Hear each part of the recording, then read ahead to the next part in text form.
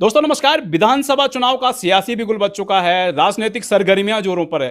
कांग्रेस कह रही है कि हमारी सरकार बन रही है, भाजपा कह रही है कि हमारी सरकार बन रही है। अब यह समझ में नहीं आ रहा है कि किसकी सरकार बन रही है। कांग्रेस कह रही है हमारे 60 सीटें आ रही है और बीजेपी कह रही है हमारी 40 सीटें आ रही। तो ये सीटें कहीं ना कहीं जो है निर्धारित जो 70 सीटें उनसे ज्यादा हो रही है। तो इन विषयों को लेकर आज हम जो है भाजपा के जो प्रवक्ता हैं रविंद्र जुगरान जी, उनके साथ जो है हम जुड़े हुए हैं और उनसे हम जानेंगे कि क्या विषय वस्तु क्या है और वास्तव में सरकार किसकी बन रही है। सर, चुनाव जो है संपन्न हो चुके हैं और जो है अब इंतज़ार किया जा रहा है, जो है भाग्य जो है मतदाताओं का मतदान पेटी में है। तो इन सारे समीकरणों को आप कैसे देख रहे हैं? क्या लग रहा है इस बार जो है, क्या पिटारे से क्या निकलने वाला है? देखिए, पिटारे से अच्छा निकलेगा, उसके कारण हैं क्या है। चीन और नेपाल से हमारे बॉर्डर लगे हैं। आपको हम सबको याद है कि 1994 से लेकर सन 2000 तक उत्तराखंड राज्य निर्माण का आंदोलन चला। उससे पूर्व ही भारतीय जनता पार्टी के चुनाव घोषणा पत्र में अलग उत्तराखंड राज्य निर्माण का संकल्प लिया गया, वादा किया गया, वचनबद्धता दर्शित की गई, अंकित की गई अपने घोषणा पत्र में। 94 से लेकर 2000 तक उत्तराखंड के लोगों पर बहुत अत्याचार हुआ और उत्तराखंड की लगभग सारी जनता मातृशक्ति के नेतृत्व में अलग राज्य के निर्माण के लिए सड़क पर निकली। अगर किसी दल ने सम्मान किया हमारी शहादत का, हमारे संघर्ष का, उत्तराखंड राज्य निर्माण आंदोलन का, तो भारतीय जनता पार्टी ने किया। इन 5 वर्षों में विशेषकर उत्तराखंड को देश की आजादी के बाद से 72 साल से जो मान सम्मान मिला, अगर सीडीएस विपिन रावत जी को प्रथम जो है सीडीएस बनाया गया, तो वो किसने बनाया? भारतीय जनता पार्टी की मोदी सरकार ने बनाया। अगर अजीत डोभाल जी को राष्ट्रीय सुरक्षा सलाहकार बनाया तो हमारी सरकार ने बनाया। अगर खुलबे साहब को जो है पीएमओ में बड़ी महत्वपूर्ण जिम्मेदारी दी तो हमारी सरकार ने दी। अगर लोहनी जी को रेलवे बोर्ड का चेयरमैन बनाया तो हमारी सरकार ने बनाया। अगर मसूरी के अनिल भट्ट जी जो रिटायर्ड लेफ्टिनेंट जनरल हैं उनको डीजीओ बनाया। ऐसे 14-15 नाम हैं जो सेवानिवृत्ति के पश्चात उनकी योग्यता के कारण उत्तराखंड के लोगों को राष्ट्रीय फलक पर उनका योगदान का लिया और उनको हमको उत्तराखंड के लोगों का जो सीना है वो फख्र से आगे चौड़ा होता है। हम फूल के कुप्पा हैं कि उत्तराखंड का मान सम्मान पूरे देश और विश्व में बढ़ा है। ये 4 धाम की कनेक्टिविटी को, 4 धाम ही नहीं, इससे पूरा गढ़वाल मंडल कनेक्टेड हो रहा है, हरिद्वार से लेकर सर मैं क्षमा चाहूंगा, 4 धाम 4 काम कांग्रेस ने जो है नया स्लोगन और चुनाव के लिए जो है बड़ा, मुझे लग रहा है कि कहीं ना कहीं इनको मदद मिलेगी। तो 4 धाम पर जो है भाजपा का क्या ये फोकस नहीं रहा क्या? हाँ, मैं बताता हूं आपको। तो ऑल वेदर रोड का काम, ऑल वेदर रोड सर वो तो हो चुका है, के लिए ही है। बिल्कुल बिल्कुल सर, ये 4 धाम के लिए ही है। उसके बाद जो पर्वतीय रेल की कनेक्टिविटी में पहाड़ के अंदर जो दिख रही है वो ऋषिकेश कर्णप्रयाग रेल लाइन है, जो कि अति महत्वाकांक्षी योजना है।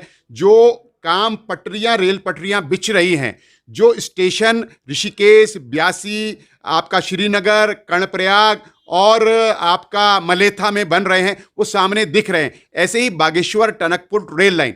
इसके बाद आप देखिए एम्स का निर्माण भी अटल जी के शासन में हुआ। उसके बाद Indian institute of management Roorkee IIT को हमने उसको अपग्रेडेशन किया। उसके बाद एनआईटी नेट जो श्रीनगर गढ़वाल में बनी। उसके साथ यहाँ जो है बीएसएफ का जो डिजास्टर मैनेजमेंट का जो वो संस्थान बन रहा है डोईवाला में, नेशनल लॉ कॉलेज डोईवाला में। ऐसे दर्जनों और काम हुए जो कि उत्तराखंड को आगे ले जा रहे हैं। इंफ्रास्ट्रक्चर हमने मजबूत किया।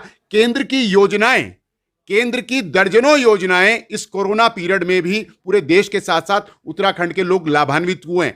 तो ये सारे फैक्टर्स हैं जो राष्ट्रीय सुरक्षा की दृष्टि से, आप 1 रैंक 1 पेंशन की बात करेंगे तो ये सैनिक प्रदेश है। तो पब्लिक की जो फीलिंग है, इन कारणों से लोग हमको वोट देंगे, हमारी पूर्ण बहुमत की सरकार बनेगी और हम जो है आगे हमको पुनः अवसर मिलेगा जनता की सेवा करने का। सर, भीतरघात की खबरें जो हैं जोर पकड़ रही हैं। आज एक नाम और जुड़ गया भीतरघात की खबरों को लेकर कि कहीं ना कहीं आरोप लगाए जा रहे हैं कि हमें हराने का काम किया गया। तो ये क्या कहीं इनको हारने का डर है भाजपा विधायकों को, या फिर ये कुछ और ही वास्तव में ऐसा भीतरघात का काम हुआ है?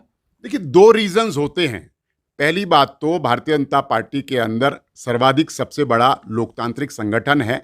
अपनी बात, अपनी शिकायत रखने के लिए उचित मंच और प्लेटफॉर्म है, हम कर सकते हैं। जो लोग मीडिया में भीतर घात के आरोप लगा रहे हैं, उन्हीं लोगों को भारतीय जनता पार्टी ने टिकट देकर उन पर भरोसा जताया। उनको जिम्मेवारी के साथ बोलना चाहिए, उनको तुरंत मीडिया में नहीं जाना चाहिए। उनकी कोई शिकायत है तो पार्टी मंच पे आए, पार्टी प्लेटफॉर्म में आए। अब जितने लोगों ने भी ऐसे मीडिया में आरोप लगाए हैं जाकर, पार्टी ने उसको बहुत गंभीरता से लिया है, बहुत संजीदगी से लिया है। सर, बड़ी सरगर्मियां इस बीच चली, सुनने में आ रहा है कि 7 तारीख को आपकी जो बैठक होने वाली है, तो किन मुद्दों को लेकर ये बैठक होगी? क्या मुख्यमंत्री के पद को लेकर होगी या डैमेज कंट्रोल को लेकर ये बैठक आयोजित की जाएगी? किन मुद्दों को लेकर ये बैठक आयोजित की जाएगी? 10 मार्च को जो मतगणना होनी है, पार्टी के पास पूरा फीडबैक आ गया है। बार बार इस फीडबैक को और दुरुस्त किया जा रहा है। 7 मार्च को जो हमारे चुनाव प्रभारी हैं प्रहलाद जोशी जी, उनकी उपस्थिति में, उनकी मौजूदगी में सांसद लोग, माननीय प्रत्याशीगण, हमारे प्रदेश पदाधिकारी, माननीय मुख्यमंत्री, माननीय प्रदेश अध्यक्ष, ये सब लोग बैठेंगे और 10 मार्च के बाद किस तरीके से सरकार शेप लेगी, पूर्ण बहुमत की सरकार जब बनेगी तो क्षेत्रीय संतुलन बनाते हुए योग्य लोगों को, जो योग्य विधायक, सभी योग्य हैं लेकिन जो सर्वाधिक योग्य हैं, उनको कैसे क्या क्या जिम्मेवारी दी जा रही हैं। और हम 40 सीट लेके आ रहे हैं या 45 सीट लेके आ रहे हैं, एक एक चीज़ का बिंदुवार जो है उस पर विश्लेषण करके उसको सत्यता को या उसको पुष्टि की जाएगा कि हम आखिर में 45 और 50 के बीच में आ रहे हैं तो हम लूज़ कहाँ से कर रहे हैं। सारी चीज़ों का संज्ञान लिया जाएगा। सर, बात निर्दलीय विधायकों की करते हैं। कांग्रेस ने आरोप लगाए हैं कि निर्दलीय विधायकों पर भाजपा की नज़र है। कुछ विधायक जो हैं यूकेडी से जीत के आ रहे हैं, कुछ आम आदमी पार्टी से जीत के आ रहे हैं, कुछ बसपा से जीत के आ रहे हैं। तो इन विधायकों का जो पीडीएफ बनेगा, जी आपकी सरकार बनती है तो इनको कैसे नियंत्रित करेंगे आप? हमारी तो जैसे मैंने कहा और पूरी पार्टी कह रही है कि पूर्ण बहुमत की सरकार आ रही है। उसके पीछे का मैंने आपको बैकग्राउंड बताया कि क्यों आ रही है, इसलिए आ रही है। तो जो निर्दलीय हैं या छोटे दलों के लोग आएंगे या किसी भी दल के लोग आएंगे, वो अपना काम करेंगे, हमको अपना काम करना है। हम तो कह रहे हैं कि पूर्ण बहुमत की सरकार आ रही है, पर क्योंकि अब प्रदेश हित में सबको साथ लेके चलेंगे और जो योग्यतम विधायक होंगे, समर्पित हैं जो इस राज्य के लिए, जिनका ट्रैक रिकॉर्ड अच्छा है, जिनकी प्रदेश के प्रति, उत्तराखंड के प्रति सकारात्मक सोच है, विजनरी उनका जो है दृष्टिकोण है, उन सब लोगों का सहयोग लेंगे कि उत्तराखंड को हम कैसे एक आदर्श राज्य, एक विकसित राज्य बना सकें, जो कि सभी उत्तराखंडियों का सपना है। सर, सुनने में आ रहा है कि एक जो है आम आदमी पार्टी की सीट जो है इस बार निकल सकती है और 2 बसपा की जो है सीटें आने की उम्मीद जताई जा रही। तो क्या आम आदमी पार्टी और बसपा को भी जो है गठबंधन में लिया जाएगा या नहीं लिया जाएगा? नहीं, मैंने कहा कि किसी को भी गठबंधन में लिया जा रहा है। हमने तो कहा कि हमारी पूर्ण बहुमत की सरकार आ रही है, लेकिन अगर जरूरत पड़े सर सरकार बनाने के लिए, इस तरह का कोई ये हाइपोथेटिकल क्वेश्चन है। हम लोग एक बार नहीं दर्जनों बार बैठ चुके हैं और हम लोग मिनिमम लगा के ये आंकड़ा हमने बताया है कि पूर्ण बहुमत की सरकार हमारी आ रही है। हम उसको क्रॉस करेंगे, हम 40+ जाएंगे तो हमको शायद ही किसी की आवश्यकता पड़े। ये इसलिए उनका सहयोग हम राज्य को आगे बढ़ाने में ले सकते हैं, लेकिन सरकार बनाने में किसी के सहयोग की आवश्यकता नहीं पड़ने वाली। सर, कांग्रेस का जो कह रही है, कांग्रेस इस बार कह रही है कि 60 जो है कम से कम हमारी भी है, 60 सीटें आनी आ रही है लगभग जो है। आप कह रही हैं हमारी 40+ सीटें आ रही, तो 110 सीटें हो जा रही विधानसभा की। तो ये तो आंकड़ा जो है 70 से जो है ज़्यादा हो जा रहा है। तो कितनी सच्चाई है? कौन गलत बोल रहा है? भाजपा गलत बोल रही है, कांग्रेस गलत बोल रही है? मतदान के बाद कांग्रेस के लीडर्स की बॉडी लैंग्वेज और उनके बयान इस बात को पुख्ता करते हैं कि कांग्रेस ये जान चुकी है कि वो सत्ता में नहीं आ रहे हैं, सत्ता से बहुत दूर रहने वाले हैं। इसीलिए पोस्टल बैलेट, दिव्यांग बैलेट, बुजुर्ग बैलेट, कर्मचारी का बैलेट, सभी बैलेट्स में धांधली के आरोप वो लगा रहे हैं। यहाँ तक कि ईवीएम से भी वो घबरा रहे हैं और उनको ईवीएम पे भी भरोसा नहीं है। इसलिए उनको एहसास है कि वह सत्ता के कहीं दूर दूर तक नहीं फटकने वाले हैं। वहीं भारतीय जनता पार्टी बहुत ही विनम्रतापूर्वक जो जनादेश जनता देने वाली है, हमको उसका एहसास है, हमको वो स्वीकार्य होगा। इसलिए हम बहुत ही विनम्रतापूर्वक, बिना किसी ओछी हल्की अगंभीर बयानबाजी के बजाय हम यही कह रहे हैं कि जनादेश हमें स्वीकार्य होगा और हम आश्वस्त हैं, हमें विश्वास है कि हम पूर्ण बहुमत की सरकार बनाने जा रहे हैं। सर कांग्रेस तो जश्न मना चुकी है और वहाँ मुख्यमंत्री के पद को लेकर जो है रेस चल रही है कि जो है प्रीतम गुट और हरदा गुट में रेस चल रही है। वो तो मान चुके हैं कि हम जीत चुके हैं, अब हम जो है मुख्यमंत्री का चेहरा जो है तय होना है। तो आप लोग जो है वो जश्न का माहौल भाजपा में नहीं दिखाई दिया?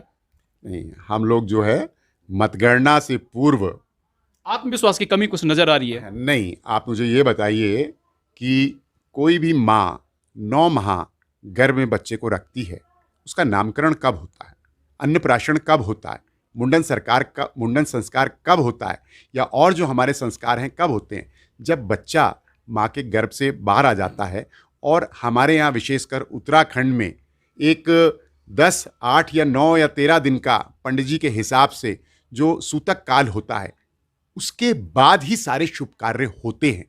तो कांग्रेस को थोड़ा इतनी जल्दबाजी, इतना अधैर्य, इतना अति उत्साह ये भारी पड़ सकता है और पड़ेगा, क्योंकि मुख्यमंत्री का सपना लेकर मुख्यमंत्री की कुर्सी पर इतनी हावी हो गई है कांग्रेस के लीडर्स के ऊपर, जैसे हरीश रावत जी के ऊपर, कि उनको अंतरिक्ष में हो या पाताल में केवल कुर्सी नजर आ रही है। उनका बयान या तो मुख्यमंत्री बनूंगा या घर बैठूंगा, यही दर्शाता है।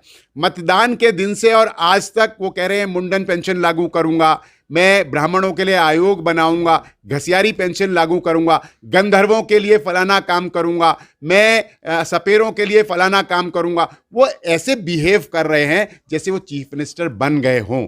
लगता है कि मुख्यमंत्री की कुर्सी का, सर मैं क्षमा चाहूंगा सर, मुझे लगता है यही तो आत्मविश्वास है।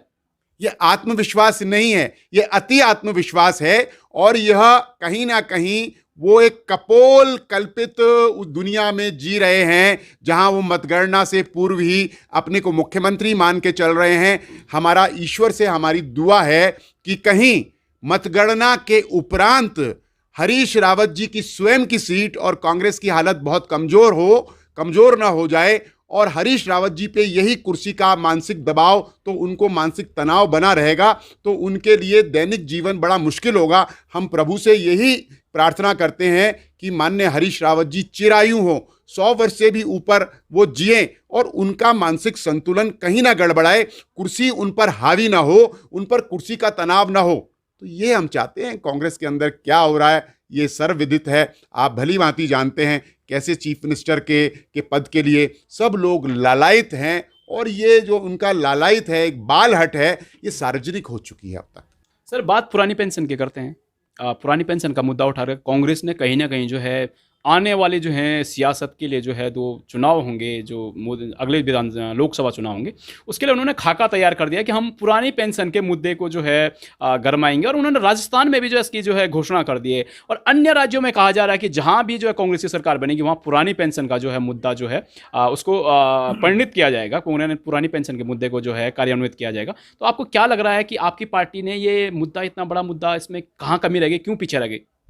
आप थोड़ा और इंतजार करिए, मतगणना के नतीजे आने दीजिए, आपको अच्छी खबर आपके माध्यम से, मीडिया के माध्यम से उत्तराखंड की जनता को अच्छी खबर मिलेगी और किसी को मायूसी नहीं होगी। लोग जो हैं दीपावली बनाएंगे। सर जाते जाते सवाल वही है, इस बार भाजपा की कितनी सीटें आ रही, कितने पार? हम यही कह सकते हैं कि जो फाइनल हमारी जिस नतीजे पे हम पहुंचे हैं, हमें मानते हैं कि 40 से 45 के बीच में हम लोग सरकार। सर 60 से कम कर दिया, स्टार्टिंग में 60 था। देखिए 60 का नारा तो इसलिए होता है कि जो भी हम फर्स्ट डिवीजन लाए, मेरा बच्चा अगर फर्स्ट डिवीजन लाया तो मैं उसको बोलूँगा बेटा हाई स्कूल में फर्स्ट डिवीजन आई, आपकी बात डिस्टिंक्शन आना है, 60% नहीं 75% लाना है। तो हमने 57 सीट पिछली बार लाए थे, तो हमने लक्ष्य जो है 60 का रखा। तो सेनापति या राजा अपनी सेना को युद्ध क्षेत्र में भेजने समय जो है उसका मोराल, उसका उत्साहवर्धन करता है। 60 का नारा हम उसी कड़ी में देखते हैं, लेकिन हमारी कोशिशें और लक्ष्य तो वही रहा है। लेकिन हम इस बात के लिए कॉन्फिडेंट हैं कि हम 45 तो लाएंगे ही लाएंगे। दोस्तों हमारे साथ रविंद्र जुगरान जी जुड़े हुए थे, और जिन्होंने बड़ी निर्भीकता के साथ और बहुत स्पष्ट शब्दों में कह दिया कि इस बार जो है भाजपा की सरकार बन रही है। जिसके भी मन में कोई आशंका हो वो आशंका को निकाल दें, पूर्ण बहुमत से भाजपा की सरकार बन रही है। और हमने जब निर्दलीय विधायकों के बारे में उनसे सवाल किए कि क्या निर्दलीय विधायकों का सहयोग लिया जाएगा, क्या निर्दलीय विधायकों पर डोरे डालने का काम किया जा रहा है, तो उन्होंने बिल्कुल सिरे से नकार दिया कि ऐसा कुछ भी नहीं है, और हमारा पूर्ण बहुमत की हमारी जो सरकार बन रही है, और हमें निर्दलीय विधायकों की वर्तमान में लगता नहीं कि कोई भी जो है जरूरत आन पड़ रही है। तो तो आप देखते रहिए प्रवचन डिजिटल। धन्यवाद।